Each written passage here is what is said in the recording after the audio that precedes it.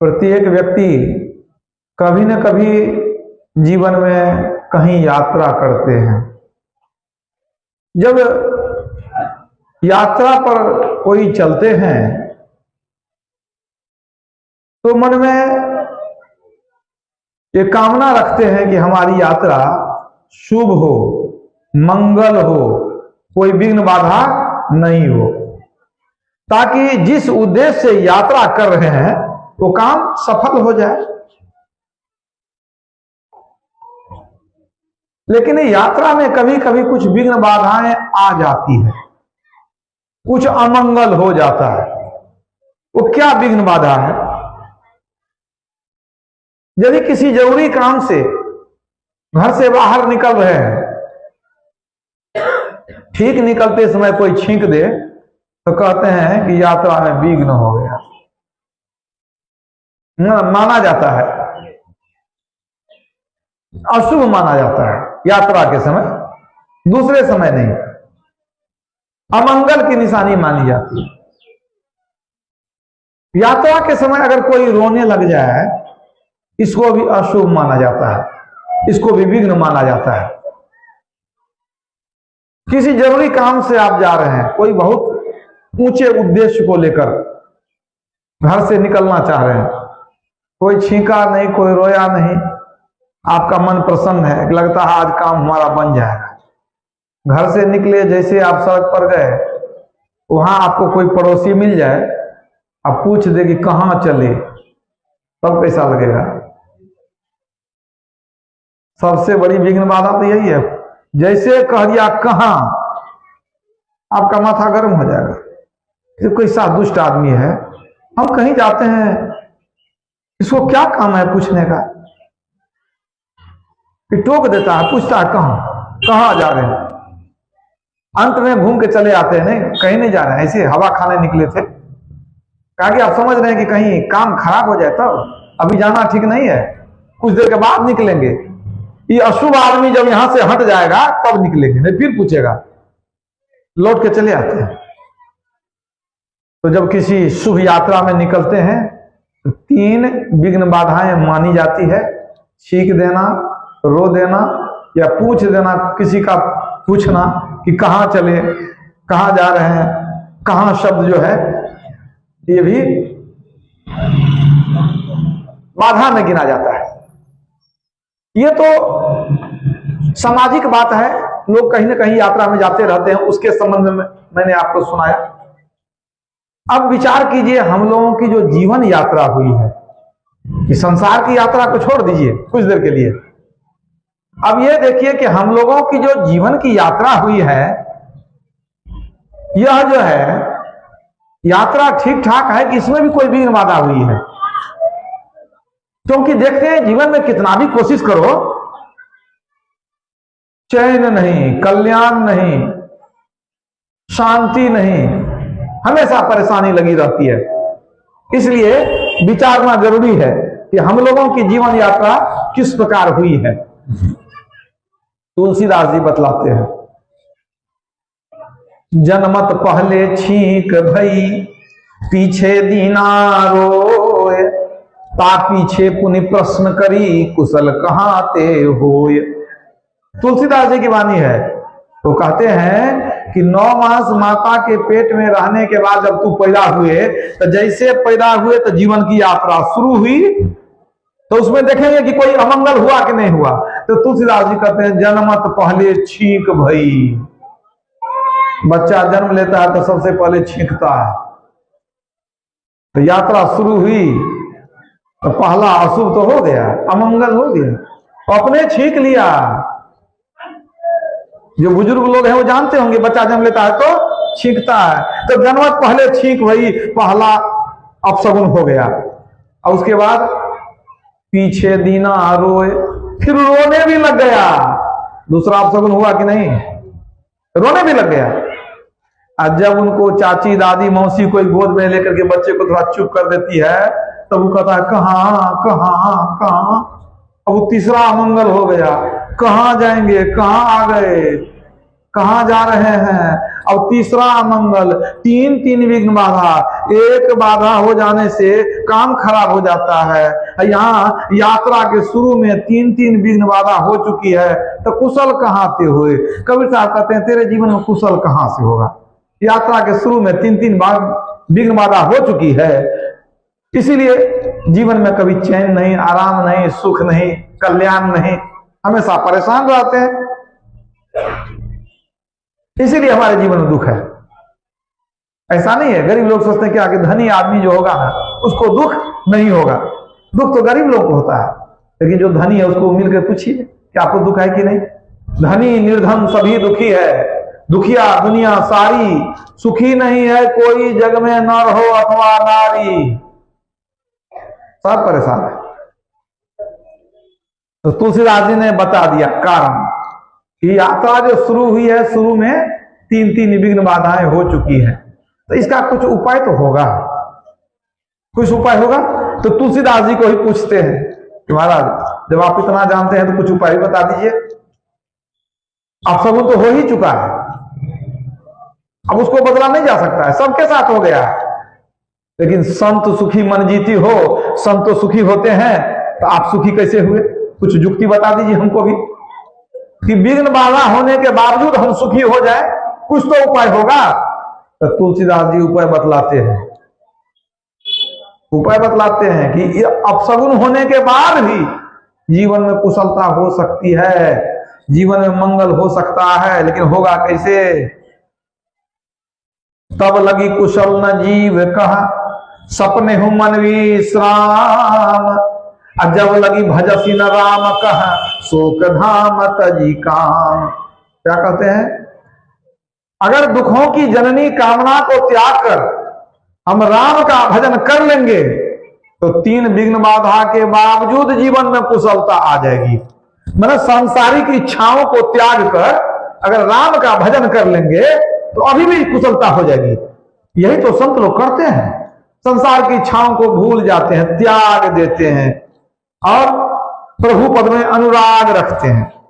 विषय पूज्यपाद संशयी प्रभु महाराज कहते थे कि जिसको विषय से विराग है, अब प्रभु पद में अनुराग है, वो बड़ा महाभाग है, बड़ा भाग्यशाली व्यक्ति है कि संसार के तरफ उसका मन नहीं जाता, प्रभु के चरण में लगा हुआ है।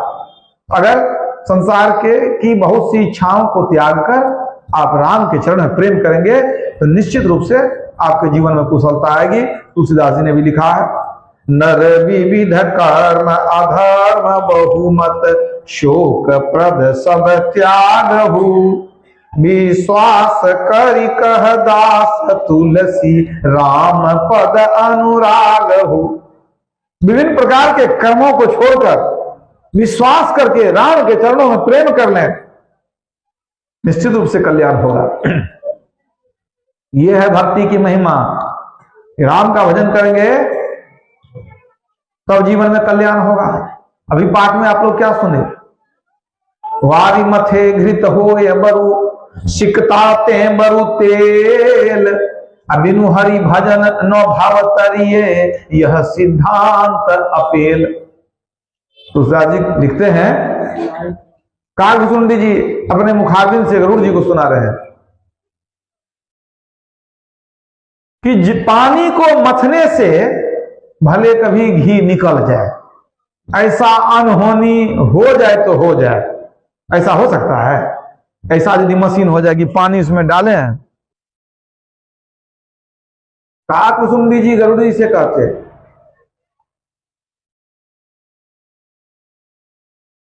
वारी मथे घृत होए बरु, सिकता ते बरु तेल। ऐसी अनहोनी हो जाए कि पानी को मथने से घी निकल जाए, बालू को पेरने से सरसों तेल निकल जाए, ऐसा होगा कभी, होने वाला नहीं है। कहते हैं ऐसा अजूबा हो जाए तो हो जाए, लेकिन बिना हरि भजन किए, बिना भक्ति किए कोई संसार के दुखों से निकल जाए, ये होने वाला नहीं है। चाहे बालू से आप तेल निकाल लीजिए, पानी से घी निकाल लीजिए, लेकिन बिना भक्ति के जीवन का दुख मिटने वाला नहीं है। निज अनुभव अब कहूं खगेसा, अबिनु हरि भजन न जाहि कलेसा। काग सुंदी जी कहते हैं, हे गरुड़ जी, ये मैं अनुभव की बात कहता हूं, पढ़ी हुई बात सुनी हुई बात नहीं कहता, मैं अपना अनुभव कहता हूं कि बिना हरि भजन किए जीवन में क्लेश मिटने वाला नहीं है, दुख समाप्त होने वाला नहीं है। एक दुख समाप्त होगा दूसरा शुरू, दूसरा समाप्त होगा तीसरा शुरू, लेकिन हरि भजन कर लेने के बाद जीवन पूर्ण रूप से सुखमय हो जाता है। राका पति सोडस वही तारागण समुदाय, सकल गिरिन दबलाइए बिनु रवि रात न जाए। ऐसे ही बिनु हरि भजन खगेसा, मिटहिन जीवन के कलेसा। राकापति सोडस वही तारागण समुदाय। दूसरा जी क्या लिखते हैं, ध्यान दीजिएगा। कहते एक ही रात में 16 चंद्रमा उग जाए, सारे तारे आकाश में निकल आवे, सोचिए कितना प्रकाश होगा। 16 चंद्रमा, सारे तारे निकल गए, सकल गिरिन डबलाइए, और जितने पर्वत हैं सब में आग लगा दी जाए। तो पर्वत में आग लगा देंगे और भी बहुत रोशनी होगी। कहते हैं इतना होने पर भी जो बहुत प्रकाश होगा, मान ली रात्रि का समय है, 16 चंद्रमा उग गया, सारे तारे निकल गए, सभी पर्वतों में आग लगा दी गई, बहुत प्रकाश हो गया, लेकिन उतना प्रकाश होने से क्या आप कहेंगे कि दिन हो गया? दिन नहीं हो सकता है। दिन तभी होगा जब दिनकर महाराज उगेंगे, बिना दिनकर के दिन होने वाला नहीं है।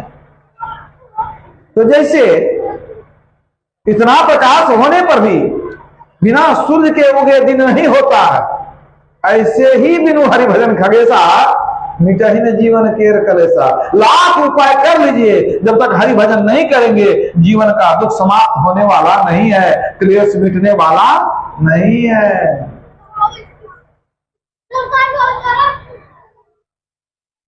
ये भक्ति की महिमा हुई। इसलिए अगर चाहते हैं दुखों से छुटकारा तो भक्ति करनी होगी। ठीक बात है, करनी होगी। क्या लोग करते ही हैं, सब कोई कुछ ना कुछ भक्ति करते हैं। कोई कोई ऐसे नास्तिक हैं कि भक्ति नहीं करते हैं। मान लीजिए इतना बड़ा पंडाल बना है कि भरा नहीं है, लगभग आधा भरा, ठीक है, तो जितने लोग यहां आते हैं क्या वही भक्ति करते हैं? जो नहीं आए वो भी भक्ति करते हैं, जो नहीं आए वो भी भक्ति करते हैं। भक्ति तो सब कोई करते हैं, लेकिन दुर्भाग्य की बात क्या है कि बिना बूझे, बिना जाने, बिना समझे भक्ति करते हैं। इसलिए भक्ति का जो फल है, सुख, शांति, मुक्ति, वो मिलती नहीं है। भक्ति तो करते हैं लेकिन कुछ भी विचार नहीं करते हैं। तो याद रखिए, कोई भी महत्वपूर्ण काम करना हो उसके पहले ठीक ठीक विचार कर लेना चाहिए, तभी आपको उस कर्म का उचित फल मिलेगा। अगर बिना विचारे काम करते हैं तो क्या फल मिलेगा? कोई खेती करते हैं, अभी कौन सीजन है, क्या फसल लगाएंगे, वो विचार नहीं किया, बीज था घर में डाल दिया, क्या फसल हो जाएगी? नहीं होगी। खेती करने में विचारते हैं। किसी को दुकान करना है, व्यवसाय शुरू करना है, तो कौन जगह पर क्या सामान बिकेगा वहां देखना पड़ेगा ना, वहां वो चीज बेचेंगे। अब जगह क्या है, बिकेगा क्या पता नहीं, कुछ दुकान खोल लिए तो क्या बिकेगा? नहीं बिकेगा। तो वही बात है, बिना विचारे कोई काम करेंगे काम खराब होगा। बिना विचारे जो करे सो पाछे पछताए, काम बिगाड़े अपना जग में होत हंसाए। तुलसीदास जी ने भी लिखा है, सहसा करी पाछे पछताही, कही वेद बुध ते बुध नाही। जो उसमें आके काम कर लिए बाद में पछताते हैं। वेद और बुद्धिमान लोग कहते हैं तो वो व्यक्ति मूर्ख है, ज्ञानवान नहीं है, बुद्धिमान नहीं है। हमारे पूज्यपाद संत सभी प्रभु महाराज कहा करते थे कि किसी काम को करने के पहले ठीक ठीक सोच लेना, ये बुद्धिमत्ता कहलाती है, बुद्धिमान व्यक्ति का लक्षण है। किसी काम को करने से पहले ठीक ठीक सोच विचार लेना, इसको बुद्धिमत्ता कहते हैं। काम करते जाना और सोचते जाना, इसको सतर्कता कहते हैं। काम करके पीछे पछताना, इसको मूर्खता कहते हैं। तो और कोई काम करते हैं तो बहुत विचारते हैं, सोचते हैं कि कैसे करें नहीं करें, और जब भक्ति करने का समय आता है तो कुछ विचारते नहीं है, और फूल लिए, फूलडाली लिए, कहीं टहल दिए, हो गई भक्ति आपकी पूरी। तो इसलिए काम खराब होता है। बिना विचारे जो करे सो पाछे पछता है। विचारेंगे कैसे? पहले जानेंगे तो ना विचारेंगे। पहले जाना जाता है, फिर विचारा जाता है, फिर जीवन में उतारा जाता है, फिर उसका प्रतिफल पाया जाता है। तो पहले जानेंगे तब विचारेंगे। आप कुछ पता नहीं, आपको क्या पता होना चाहिए? भक्ति करने के पहले क्या पता होना चाहिए? अरे कम से कम 3 बातों की जानकारी होनी चाहिए। भक्ति क्यों करें, भक्ति किसकी करें, भक्ति कैसे करें, कुछ पता नहीं, सीधा चल दिए भक्ति करने। क्या मिलेगा? तो कबीर साहब कहते हैं, कबीरा ज्ञान विचार बिना, न ज्ञान है न विचार है। सत्संग में आते तो ज्ञान होता, तब विचारते कि करें कि नहीं करें। न सत्संग सुने न जाने, जो नहीं सुने उनके लिए कह रहे हैं। अब ये नहीं जो आपके लिए कह रहे, सो बात नहीं। आम लोग क्या करते हैं? अरे समाज में जितने लोग हैं तो क्या कितना आदमी यहां आया, उसमें 16 माने एक नाम ये आदमी है नहीं है, तो जो 15 नाम बच गया उसके लिए नहीं सुना रहा हूं। जो यहां नहीं बैठना चाहते हैं कि नहीं हम सत्संगी नहीं, हम क्यों बैठेंगे? सत्संगी नहीं है तो आप क्या जहन्नुम में जाना चाहते हैं? क्या आप मर के नरक में जाना चाहते हैं? सो तो नहीं चाहते हैं आप। तो नहीं चाहते हैं तो कैसे होगा? मूर्ति बताएगी आपको, कोई महात्मा बताएंगे, कोई साधु बताएंगे आपके कल्याण का मार्ग, मरने के बाद दुख में नहीं जाइए, कौन बताएगा? मूर्ति नहीं बताती है, पंडित जी नहीं बताते हैं। वो तो पूजा पाठ करेंगे, आधा मिठाई रखेंगे, आधा आपको देंगे, बात काम खत्म। वहां कुछ ज्ञान मिलने वाला नहीं है। ज्ञान यहां मिलेगा तो सत्संग में आएंगे तो ज्ञान होगा, तो विचारेंगे तो फिर करेंगे। कबीरा ज्ञान विचार बिना, हरि ढूंढन को जाए, अपने तिर्रो की बसे, अब तक परखा नाय, अब तक परखा नाय, बना है तीर्थ बासी, कबहू मथुरा जाए, कबहू भटकत है काशी, तीनों पन गए बीत नाही दर्शन पाया, अज्ञानी बिन ज्ञान बहुत मन में पछताया। मरते समय बड़ा पछताएंगे, कहां नहीं भटके, मिला कुछ नहीं, हुआ कुछ नहीं, सब जीवन बर्बाद हो गया। सात पूरी हम देखिया, देखे चारों धाम, देखे चारों धाम, सवन में पत्थर पानी, कर्मन के बस पड़ा, मुक्ति की राह भुलानी। मुक्ति का मार्ग नहीं मिला, बहुत भटके, कुछ नहीं हुआ। अंत में पछताइएगा, लेकिन अंत में पछताने से क्या होगा? अब पछताए हो क्या जब चिड़िया चू गई खेत, आछे दिन पाछे गए, हरी से किया न हेत। अब पछताए हो क्या जब चिड़िया चुग गई खेत। अभी समय रहते जान लीजिए, बूझ लीजिए, समझ लीजिए, तब भक्ति कीजिए। थोड़े लोग जानबूझकर भक्ति करते हैं, अधिकांश लोग क्या करते हैं? देखा देखी भक्ति करते हैं। सब जहां पर फूल चढ़ा दिया, आप भी जाके चढ़ा दीजिए। सब जहां पर जाकर के माथा झुकाया, प्रणाम कर लिया, अगरबत्ती जला दिया, आप भी कर लीजिए। कुछ पता नहीं कौन देवी देवता है, क्या देगा नहीं देगा, कुछ मालूम नहीं। घड़िया भसान इसी को कहते हैं। तो लोग कैसी कैसी भक्ति करते हैं। एक रोचक कथा सुनाता हूं। एक चोर गया चोरी करने के लिए कहीं, खोजते खोजते भटकते भटकते चला गया एक पंसारी के दुकान में, और वहां और कुछ नहीं मिला। मोटा अनाज सब था, मकई तो धान, यही सब। सोचा लेके क्या करेंगे, इतना मेहनत से दीवार काट के घुसा था, भीतर मेहनत किया था। और अंधेरे में टटोलते टटोलते चीनी का बोरा मिला।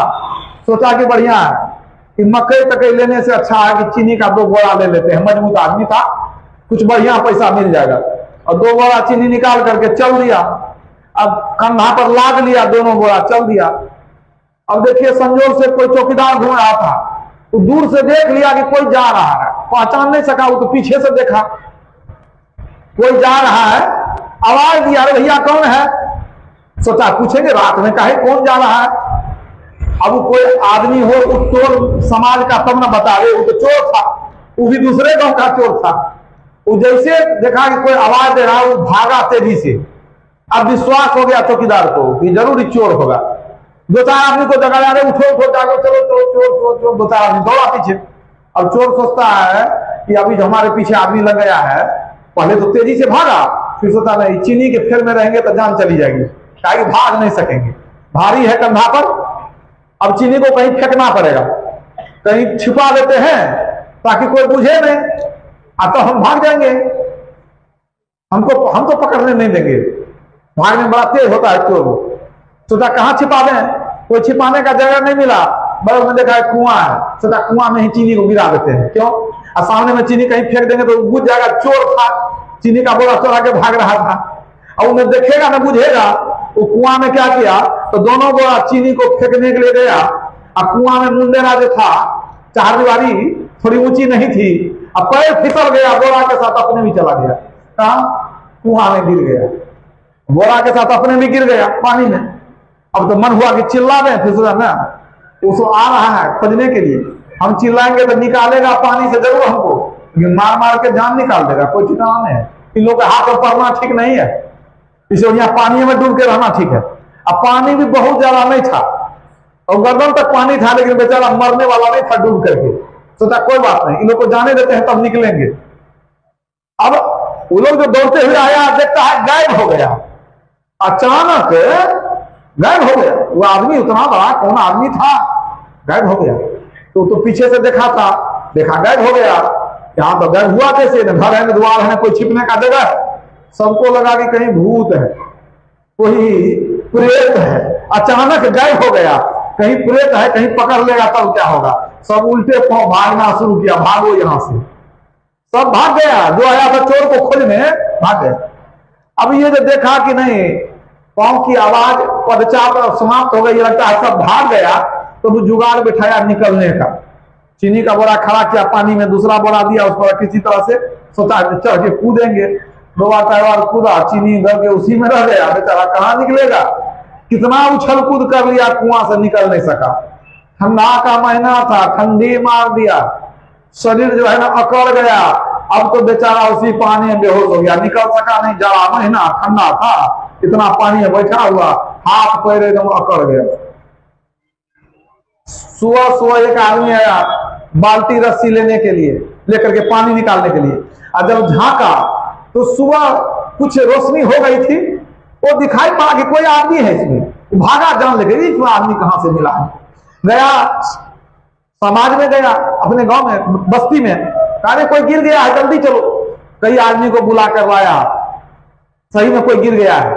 बांस लाया, सीढ़ी लाया, रस्सी लाया, दो चार आदमी घुस करके उसको निकाला पानी में से।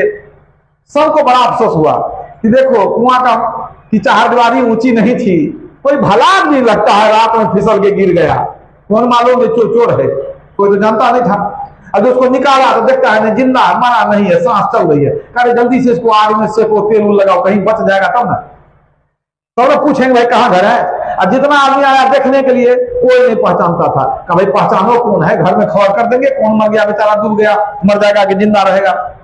बहुत उसको आग में सेका, तेल वर लगाया, लेकिन बेचारा जिंदा नहीं रहा। वो जो रात भर जो ठंडा में रहा ना, राम नाम सब हो गया, मर गया। अब कोई पहचाना भी नहीं। अरे अगल बगल का हो तब ना पहचाने, दूर का था, ठीक है। अब सब सोचा कि जब मर गया है तो क्या करेंगे। तो हिंदू लोग तो जलाते हैं, जला में बड़ा खर्चा है, लकड़ी लाओ, सब कुछ करो, बड़ा खर्चा, परेशानी है। तो क्या किया जाए, बगल में मुसलमान की बस्ती थी, उन लोगों ने कहा अच्छा नहीं कुछ दफना दीजिए ना, मट्टी खोद करके कम से कम दफना दीजिए। कहा ठीक है दफना देते हैं। बस कुआं के बगल में ही सरकारी जमीन थी, खोद करके गड्ढा किया, उसको दे करके मिट्टी से, और उसको दफना दिया। दफना करके उसको जो सब वहां पर जो है आदमी धीरे धीरे जाने लगा, वहां से जो काम था खत्म हो गया, बेचारा मर भी गया, दफना भी दिया। इसी बीच में एक आदमी कुएं से पानी निकाला, अब पानी मुंह में लिया, कहता है कि चाचा जी पानी तो बड़ा मीठा लग देता है। कहा झूठ बोलता है तू, कहने आप भी पी के देखिए। फिर पानी निकाला, पानी मीठा हो गया। बात बुझ रहे हैं कि नहीं? अब तो भीड़ लग गई, पानी मीठा हो गया, पानी मीठा हो गया, अरे कुआं का पानी मीठा। अब तो जितना आदमी इस गिरा हुआ जो आदमी था कुआं में, जो मर गया, उसको देखने उतना आदमी नहीं आया। अरे काय गांव का आदमी आ गया कि फलाने गांव में पानी मीठा हो गया। अब तो लंबी भीड़ लग गई, सब आदमी अपना लोटा गिलास लेकर के आवे, थोड़ा पानी हमको दीजिए। कोई एक बाल्टी भरे तो थोड़ा उसको दे, थोड़ा उसको दे, सब अपना अपना लोटा गिलास में ले जाए कि हम अपने पिताजी को पिलाएंगे, लकवा ठीक हो जाएगा। कोई कहता था हमारे हमको जो है तो बच्चा नहीं होता है, पानी पिलाएंगे तो बच्चा हो जाएगा। ये ऐसा पानी, विलक्षण पानी, ये तो पानी मीठा हो गया, चमत्कार हो गया। भीड़ लग गई, पूरा मेला लग गया। अब तुरंत पंच लोग बैठा, हिंदू लोग बैठे, मुसलमान लोग बैठे, भाई पानी मीठा कैसे हो गया? और सब मीटिंग किए, भाई कैसे मीठा हुआ, कब से मीठा हुआ? कोई आदमी बोला कि क्या बता दें, वो भला आदमी जो पानी में गिरा था, और जब उसको निकाल के आप दफना दिए, जब वो मर गया ना, जैसे वो मरा पानी निकाले तो मीठा हो गया, तभी से पानी मीठा हुआ। तो बगल में मौलवी साहब भी थे, उन्होंने कहा देखो तुम लोग नहीं समझ रहा है, वो जो पानी में पानी मीठा कैसे हो गया? साहब बात है पानी मीठा हो जाना, इसमें गांव का पानी कहीं मीठा तो नहीं हो जाता है। अरे कोई पीर बाबा थे, पहुंचे हुए पुरुष थे, वो बेचारा जान दे दिए लेकिन पानी को मीठा कर दिए। कुआं में गिरे, जान दे दिए लेकिन पानी मीठा कर दिए, गांव का कल्याण कर दिए, समाज का कल्याण कर दिए, चमत्कार हो गया। अब तू बताओ, इतने बड़े पीर बाबा जो जान दे करके पानी मीठा कर दिए, और उनका देखो यहाँ कैसा तुम लोग जो कब्र बना दिया है, दफना दिया है, ये ठीक बात है? कहा नहीं नहीं बहुत अच्छी बात है, हम लोग कुछ सोचेंगे क्या? कुछ सोचेंगे नहीं, इसका मजार बनाओ, दरगाह बनाओ, यहाँ पर उर्स मनाया जाएगा। इतने बड़े महान फकीर यहाँ पर दफनाए गए हैं, बहुत बड़े पीर बाबा थे, तब पानी मीठा हुआ है। सबका हाँ बिल्कुल सही कहते हैं मौलवी साहब। पंडित जी भी हम मिला दिए, सब मिल करके कहा नहीं यहाँ मजार बनना चाहिए। मजार बनाने के लिए सब चंदा करना शुरू किया। जब चंदा करने जाता है लोग, तो सबसे पहले कोई धनी आदमी को पकड़ता है कि मोटा रकम लेंगे तो उसी का देखा देखी दूसरे को कहेंगे देखो उतना दिया तू भी दो। तो सबसे मजबूत आदमी जो धनी आदमी है उसके यहाँ जाएंगे तो बेसी पैसा मिलेगा। 2-4-10 आदमी गांव का समाज का नहीं, एकदम दरगाह बना देंगे हम लोग, इसको मजार बनाएंगे। सब चले चंदा करने के लिए। सबसे पहले कहां गए?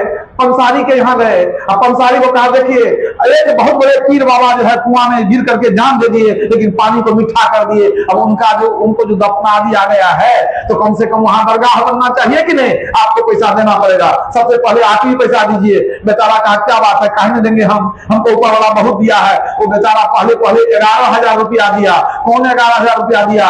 जिसके 2 बोरा चीनी से पानी मीठा हुआ, वो भी थोड़ा पानी पी लिया। बात सही है कि नहीं? थोड़ा पानी पी लिया। उस पागल को क्या मालूम हमारे गोला का चीनी से मीठा हुआ है पानी, पता नहीं था। और वहां खूब सुंदर मजार बना दिया। अब तो भीड़ लगने लग गई, सब माथा पटकना शुरू किया। किसी को कोढ़ है तो ठीक हो जाएगा, किसी को मतलब रतौंधी है ठीक हो जाएगा, किसी को ये बीमारी ठीक हो जाएगा। लोग वहां पर, अब देखिए मुसलमान लोग तो बहुत कम लोग वहां आते थे। कुछ बरेलवी वगैरह होते हैं कि शायद मजार की पूजा करते हैं, सब नहीं करते हैं। लेकिन हिंदू जिसके घर में अपने 33 कोटि देवता, और वो लोग अपने देवता देवी को छोड़ करके वो मीठा पानी के चक्कर में और सब वहां जा करके कोई फूल चढ़ावे, मिठाई चढ़ावे, अगरबत्ती चढ़ावे, सेब नारंगी चढ़ावे। जय पीर बाबा की जय हो, जय पीर बाबा। यही भक्ति है आप लोगों की।